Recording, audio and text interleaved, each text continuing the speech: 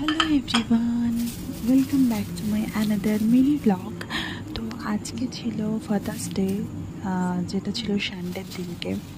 তো সানডের দিনকে বাবার জন্য বাবার পছন্দ মতো একটা ডিশ নিয়ে এলাম, সেটা হচ্ছে দই বড়া।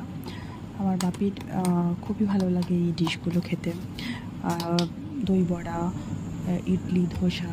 বাট সানডের দিন তো আমাদের বাড়িতে অনেক কিছুই হয়, চিকেন টিকেন, তো তাই ভাবলাম একটুখানি দই বড়া নিয়ে যাই।